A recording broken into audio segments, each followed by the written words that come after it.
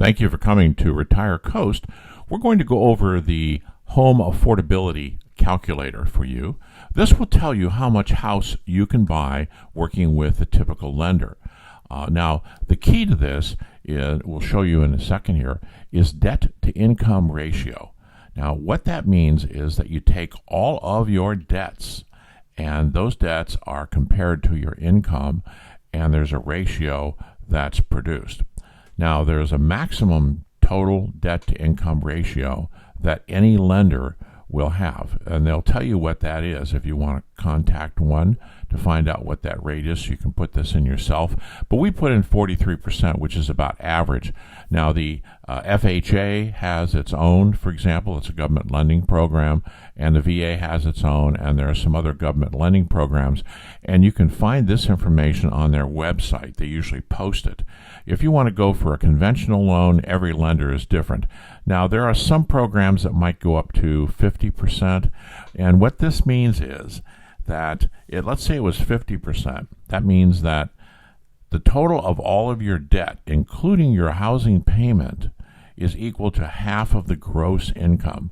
Gross income is before taxes. Okay, that's how this works. Gross income before taxes. That's what we have up here. So let's start this process. We have $7,000 gross income. That's what shows on the top line on your paycheck stub, okay, every month. Now let's say we have about $500 in monthly debts, and that's from a car payment and credit cards, okay? And then we come over here to the maximum total DTI. We put in 43%, which is pretty typical. Again, some may go 45, some may go 50. Not many will go lower than that. And then the interest rate that you're going to borrow, let's say that it's 7%, because I want to show you some what if here in a minute. And then we're going to go down to a 30-year loan. You might get a 15-year loan. Most people get 30-year loans. And then we've got the taxes, insurance, and the HOA every month on your house. Now, it's important to put the HOA in there if you have one. Now, this is just a little bit on the aside here. If you owe your parents some money, it's not going to show up on any credit reporting things. That's between you and your parents. They may decide to waive that payment later on, so you might want to consider leaving that off. I'm not telling you to do that. This is not a suggestion. It's just an idea, because when they go to check this, they're going to pull your credit report, and they're going to find pretty much everything on there. They're not going to find the insurance, but they'll ask you for documents for that. They know what the property taxes are, and they know what you're already going to pay with this new loan in interest and the principal. So what you have is a total of, say, $450 in this particular category. Okay. Now you're going to put $4,000 down on this property.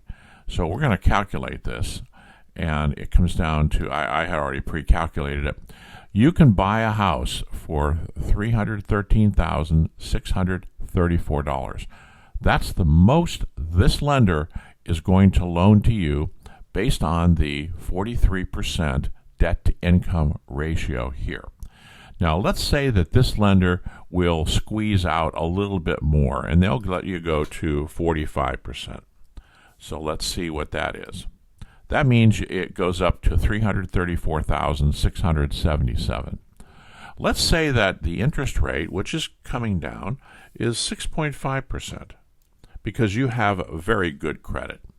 So we're going to recalculate. Now we're up to $352,000. So the variables here, if you want to buy more house, is to find a lender that will let this number rise a little bit, the debt to income ratio number, and you want to get a better interest rate, which you can do if you have good credit.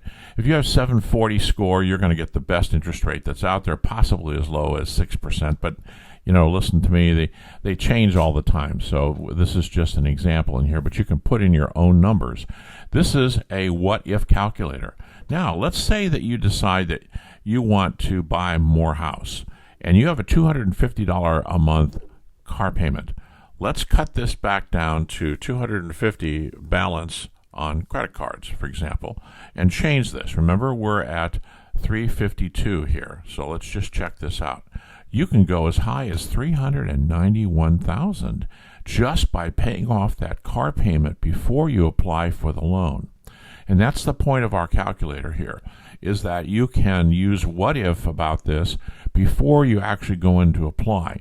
Now, if you paid off all of this debt up here and you had no credit card debt, they're not going to count anything that you use and pay off at the end of the month as long as you can show them a trend that you do that. So let's see what happens here. We're down here. We're at $431,000. So this number right here with this debt makes a big difference, a real big difference. So if you want to pay off everything that you owe before you apply, that's great. Now, some people can't do that. So you put in the number that's going to show that you owe on a regular monthly basis and see how it comes out. The interest rates are going to drop a little bit, and that makes a big difference also. You might have a taxes and insurance may go up depending on what's going to happen with the house that you're going to buy, but you have to be accurate about that. So get the information from your real estate agent on the estimated taxes and contact an insurance agency and get the estimated amount for the insurance as well. That will be part of your payment. In most cases, it'll be escrowed, so you'll have to take those annual numbers and divide them by 12 and put that in here. So that's the purpose of our calculator. There is a disclaimer on the bottom. Basically, you use this at your own peril, which means we're not putting the numbers in for you. You'll have to put them in yourself and see how this works out. But it's a great way to start. Now, we have many other calculators in our calculator hub that you can go in and see, and there are financial calculators to determine what your monthly payment's going to be, for example, on a house. So you might want to go back to RetireCoast.com and check out our calculators. It's right here. See, right there at the top. So let's take a look at what we have in here. This is our calculator hub. For you that are interested in real estate, we have a full mortgage calculator. We have mortgage payoff. We have mortgage score, all kinds of things like that in here. Then we have some home finance things too, on 401k and Roth conversions. And then we have some home ownership calculators, home budget as well. So we keep adding to our calculators.